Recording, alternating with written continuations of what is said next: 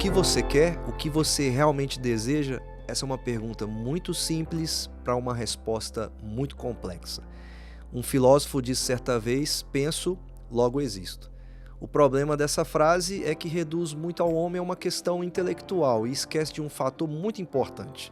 O ser humano é um ser guiado pelo seu amor, pelo seu coração.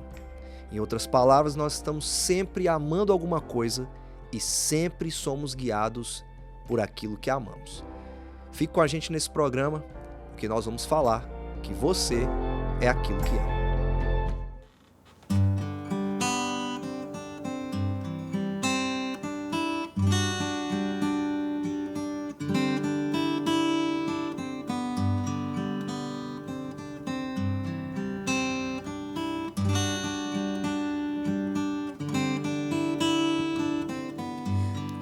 Amáveis são os teus tabernáculos, Senhor dos exércitos. A minha alma suspira e desfalece pelos teus átrios. O pardal encontrou casa e a andorinha ninho para si. Eu encontrei teus altares, Senhor, Rei meu e Deus meu. Eu encontrei teus altares, Senhor, Rei meu e Deus meu.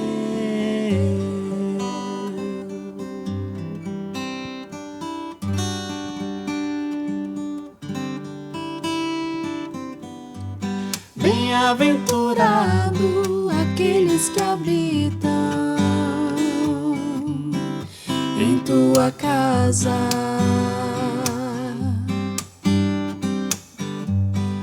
pois um só dia, Senhor, nos teus átrios vale mais que 1000. O pardal encontrou casa e a andorinha ninho para si. Eu encontrei teus altares, Senhor, Rei meu e Deus meu. Eu encontrei teus altares, Senhor, Rei meu e Deus meu.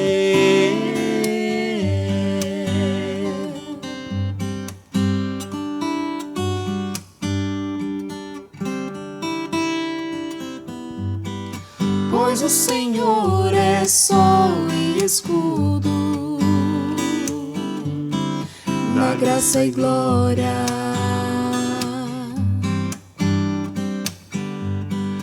Não negará bem algum aos que vivem corretamente. O pardal encontrou casa e a andorinha ninho para si. Eu encontrei teus altares, Senhor, Rei meu e Deus meu. Eu encontrei teus altares, Senhor, Rei meu e Deus meu. Eu encontrei teus altares, Senhor, Rei meu e Deus meu. Eu encontrei teus altares, Senhor, Rei meu e Deus meu.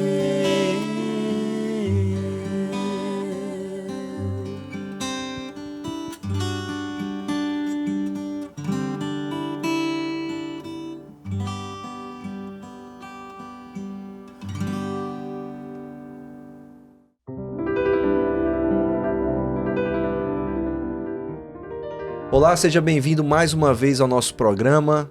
Segunda parte da nossa entrevista com o pastor Keller Póvoa. Ele é pastor auxiliar na primeira igreja presbiteriana de Governador Valadares. Trabalhamos juntos E aqui nós temos sempre a companhia de pessoas que a gente já tem próximo da gente, trabalhando ali na igreja, porque afinal nós estamos estudando esse assunto na nossa igreja toda quinta-feira, nos nossos estudos bíblicos, e é um assunto muito relevante para todos nós, pois estamos falando do coração. Você é aquilo que ama. E no último programa nós falamos um pouco sobre a comunidade como uma grande ajuda, uma grande ferramenta para poder mudar os seus amores, mudar os seus hábitos, e a gente quer falar um pouco mais sobre a igreja e o papel da igreja e quais são os problemas que podem surgir também para que essa mudança não aconteça. A gente falou um pouco sobre comunidade no último programa, e quando eu estava revisando aqui algumas coisas, é engraçado que a igreja, para muita gente, né, às vezes traumatizada com algumas coisas, ela não parece ser um lugar de ajuda para que esses hábitos sejam transformados. Mas essa não é a visão correta, né, que a gente deveria ter da comunidade do Senhor Jesus Cristo.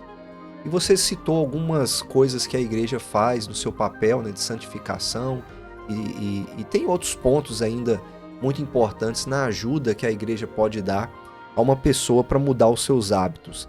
O que mais a igreja tem de papel essencial na nossa vida para nos ajudar e, quem sabe, ajudar uma pessoa que está assistindo o nosso programa e que tem muitos traumas e que talvez até um desigrejado e que precisa de ajuda para entender, não, a igreja é uma comunidade ajudadora e não uma comunidade que me afasta, né?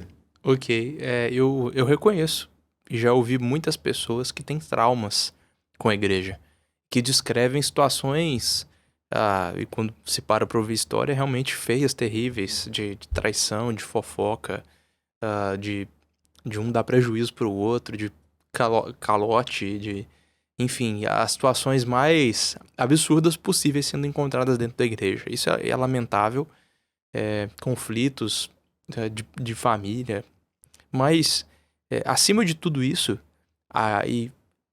essas coisas são reais dentro da igreja, primeiro porque a igreja é uma comunidade de pecadores. Ainda que sejam redimidos por Cristo, ainda estão na luta contra o pecado e vão cometer erros. Então, as cartas do Novo Testamento são cheias de orientações sobre conflitos, né? Boa parte das cartas que o apóstolo Paulo escreveu serviam ou tocavam nesse assunto, gastavam muito espaço nisso, sobre como resolver conflitos cujos motivos eram os mais absurdos possíveis. Mas a verdade é que, além então de ser uma comunidade de pecadores, não podemos ignorar o fato de que tem pessoas não eleitas ali dentro, filhos de Satanás, né? Sempre tem, como Jesus disse, joio no meio do trigo, e pessoas que estão ali para justamente provocar dissensões, confusões, facções, todo tipo de briga.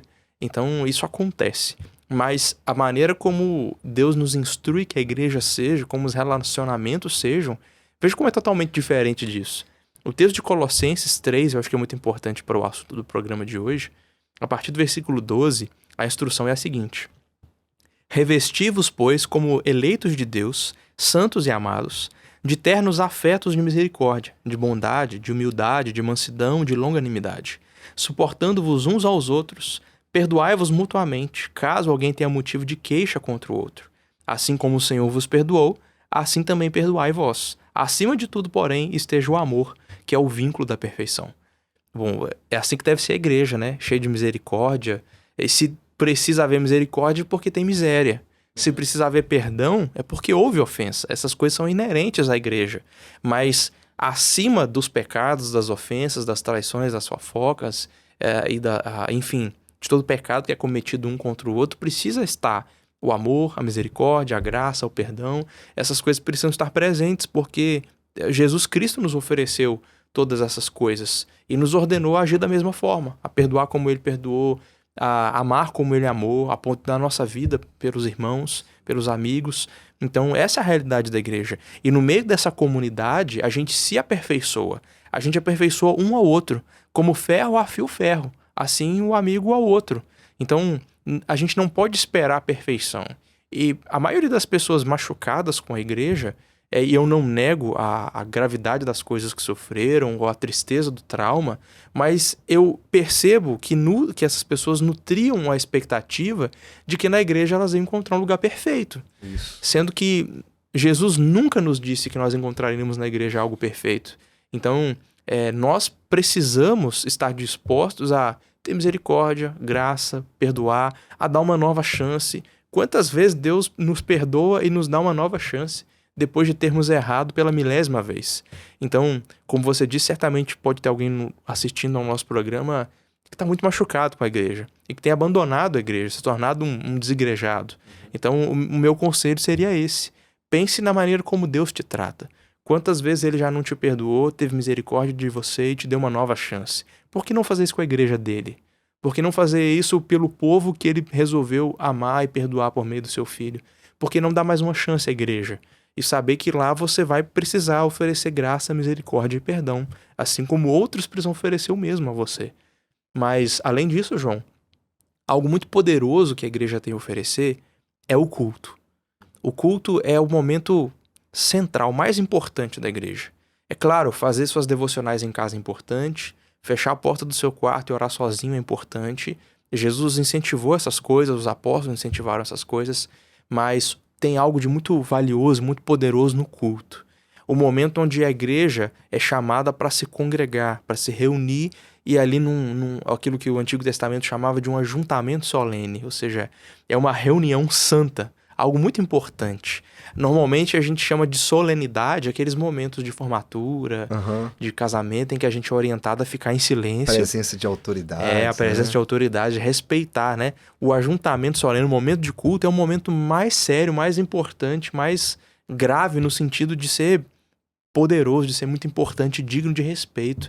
O culto é um momento onde nós mais somos formados, onde nós somos trabalhados, santificados, pensando naquela metáfora que a gente estava usando no programa anterior, da fome, é o lugar onde os nossos hábitos alimentares são reeducados.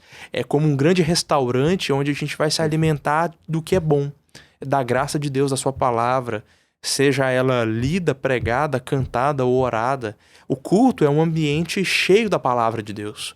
O culto é um ambiente onde Deus é o centro. Diferente de todas as liturgias rivais que nós participamos no nosso dia a dia, onde nós somos o centro, onde os nossos interesses, vontades, prazeres e sonhos, onde a nossa vontade é o que importa. No culto, a gente chega lá e se esvazia dos nossos interesses. E o que é importante para nós fica de lado.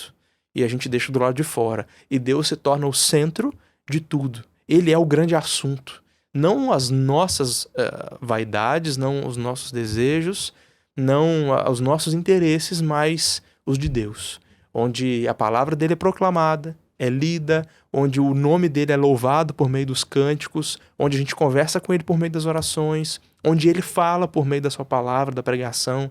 Então Deus é o centro de tudo no culto. E nos expor a um momento tão importante desse, onde Deus é o centro, toda semana, domingo após domingo, repetindo de novo, de novo, de novo, de novo, como todo bom esporte, como todo bom hábito precisa de repetição, assim também ao nos expor repetidamente ao culto, isso vai fazer com que os nossos hábitos alimentares sejam mudados, com que o nosso desejo se volte para Deus. Outra ilustração bem comum que o autor do livro que a gente está estudando, James Smith, usa, é do coração como uma bússola, que ela aponta para o norte. E que norte é esse? É aquilo que a gente mais ama. O nosso maior amor, o nosso maior desejo, sonho, ele é como que o polo magnético que atrai, a nossa bússola aponta para ele e o nosso coração vai perseguir aquilo que a gente mais ama e mais deseja.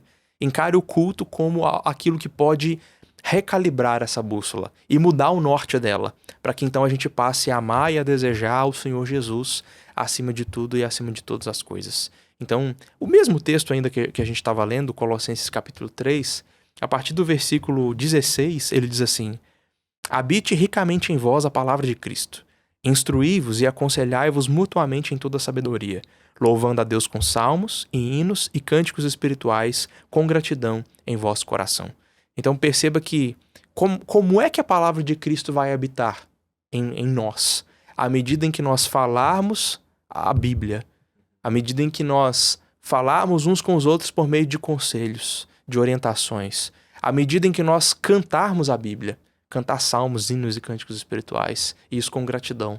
Então, nos expor a um ambiente, a uma comunidade da igreja, onde a palavra de Deus vai ser o assunto central, e a gente vai aconselhar com a palavra de Deus, dar orientação com a palavra de Deus, cantar a palavra de Deus, e esse vai ser o assunto das nossas conversas, aí a gente vai começar a perceber a palavra de Cristo nos enchendo, habitando em nós e mudando a direção para que o nosso coração, para que a bússola do nosso coração está apontando.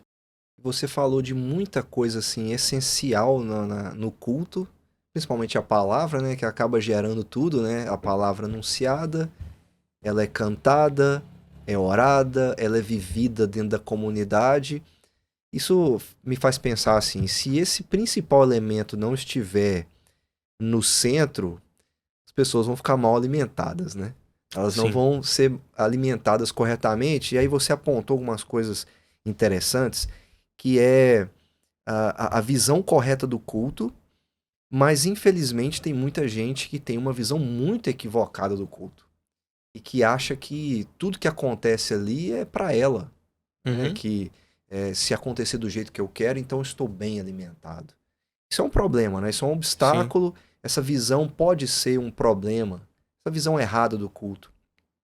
Pode ser um problema para que essa pessoa não seja corretamente alimentada e o seu norte, né, seja o Senhor, ao invés de outras coisas, né? Com certeza, João. Muitas pessoas veem o culto como um momento de recarregar as baterias, de renovar as forças. Deixa lá fora as coisas, né? De chegar depois de uma semana de estresse, de cansaço, de preocupação, de frustração, e chegar na igreja e o culto como que renovar suas forças, né? Isso é muito egoísta, né? O culto não é um posto de gasolina para se reabastecer, não é uma grande tomada para se recarregar. O culto não é sobre nós. O culto não é sobre as nossas necessidades, sobre nossas vontades. É sobre Deus. A pessoa dele é o centro. Ele está ali para ser exaltado. Nós nos reunimos em culto para obedecer ao mandamento de Deus de nos reunir e cultuar. E nós estamos ali para exaltar a Deus e não para sermos de alguma forma reabastecidos, né? E à medida em que a gente pensar no culto como algo que está ali para atender às nossas vontades e anseios, eu não vou entender como Deus pode agir no culto, através do culto na minha vida, para mudar os meus amores. Outras pessoas pensam no culto como um momento de ofertar algo a Deus. E é verdade que nós ofertamos, nós entregamos ali dízimos e ofertas, nós louvamos ao Senhor, que a Bíblia diz que os lábios que confessam, né, são um sacrifício que a gente oferece. A nossa vida, a gente ali para ofertar, é claro, tudo isso é verdade, mas não é a principal coisa no culto.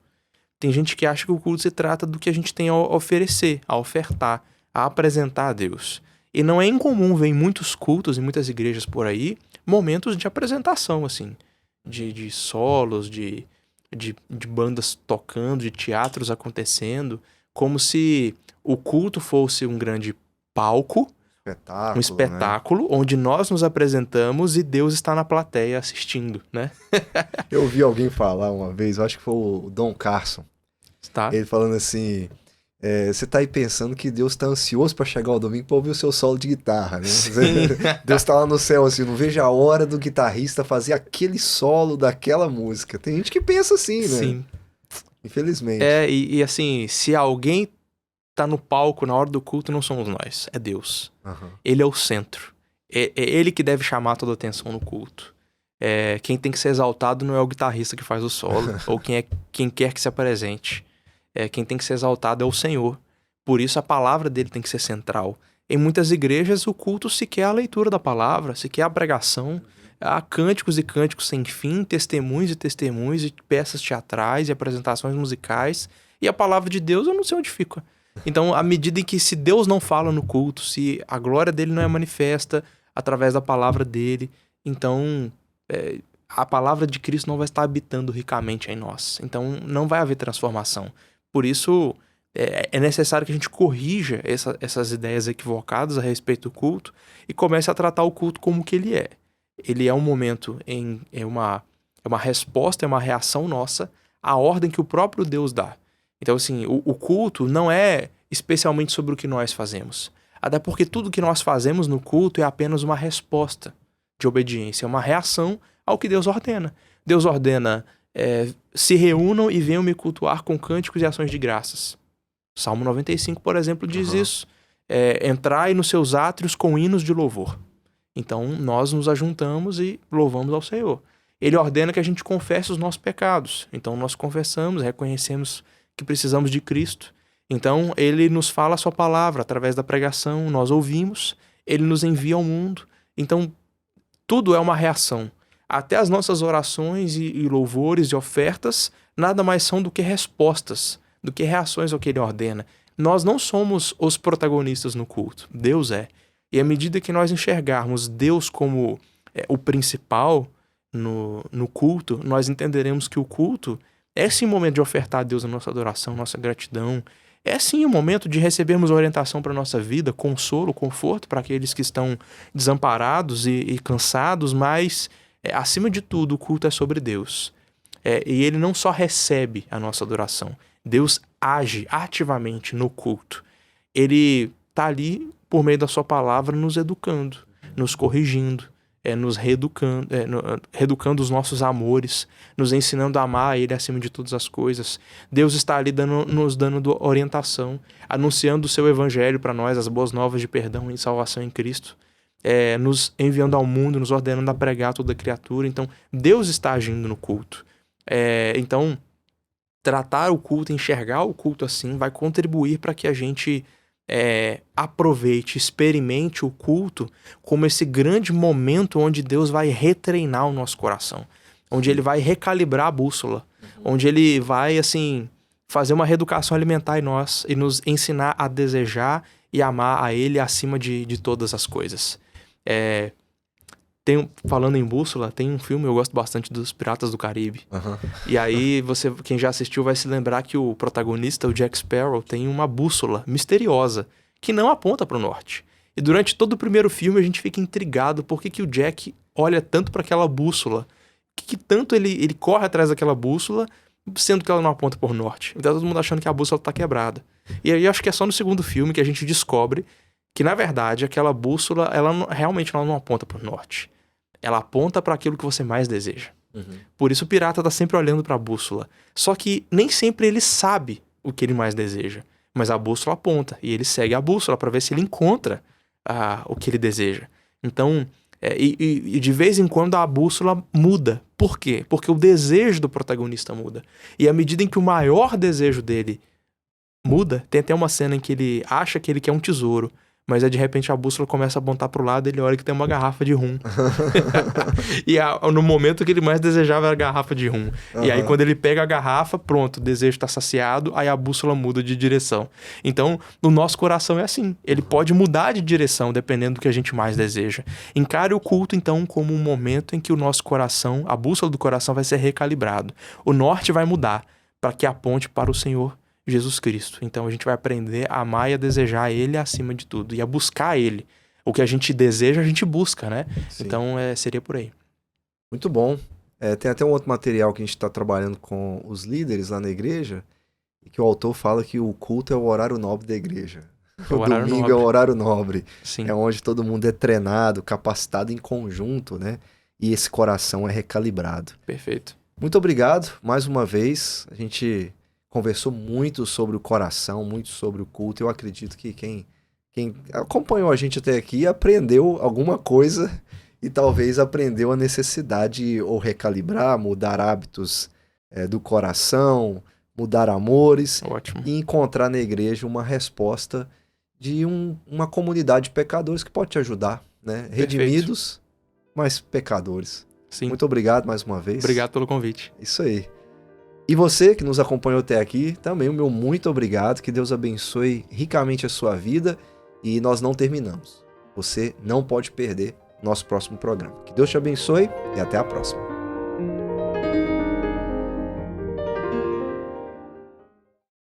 Você perdeu alguém que amava muito, que era muito próximo e está lidando com o luto?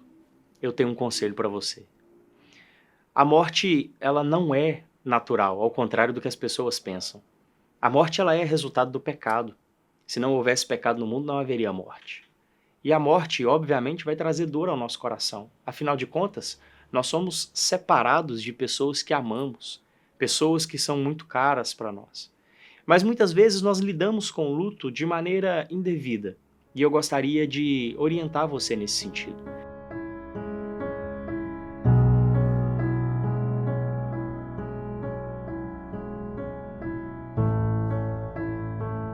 Eu quero dizer para você que pelo menos 2 coisas precisam ser evitadas na hora de lidar com o luto. A primeira delas é a fuga. E infelizmente, constantemente, na tentativa de lidar com o luto de uma forma mais branda ou de parecer ser forte, nós tentamos fugir do luto. Tentamos viver como se fôssemos fortes demais e a vida estivesse normal após a perda de uma pessoa que amamos, como se não estivesse estilhaçado o nosso coração. Não faça isso. Não fuja do luto. A dor da perda é real. A dor da perda muitas vezes é dilacerante. Então, não pense que você não possa demonstrar fraqueza, se é que isso é uma demonstração de fraqueza. Viva o luto. Viva a dor da separação. Derrame as lágrimas que você tem de derramar. Não sinta vergonha disso. É uma das coisas que o pecado causa mesmo, sofrimento. O pecado, ele nos causa dor. O pecado nos faz chorar e, como eu disse, a morte é o salário do pecado.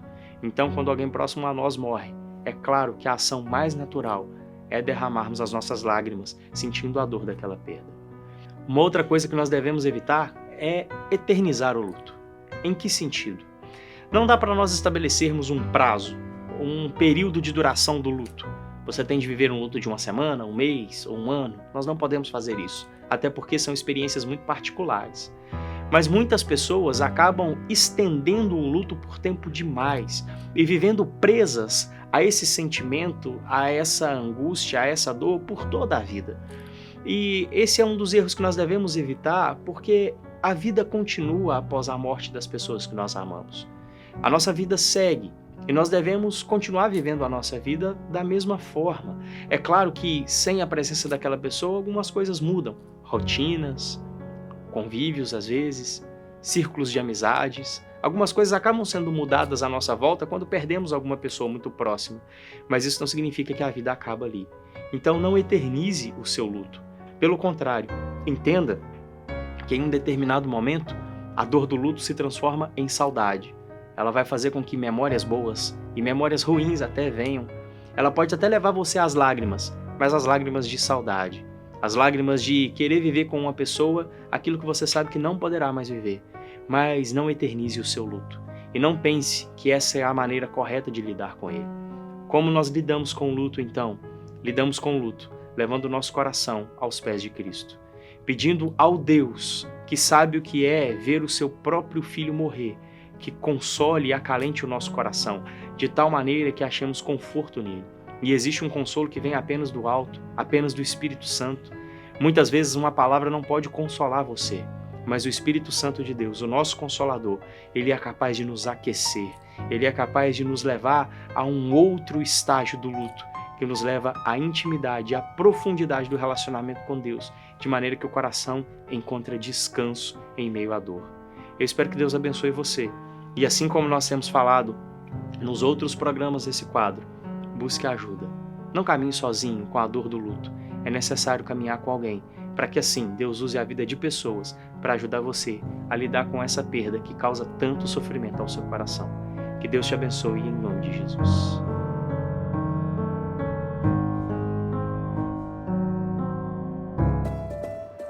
Você deseja entrar em contato conosco, nos enviar uma pergunta ou seu pedido de oração? Basta enviar uma mensagem para o número de WhatsApp que está aparecendo na sua tela. Você também pode nos fazer uma visita e acompanhar as atividades da nossa igreja através das nossas redes sociais.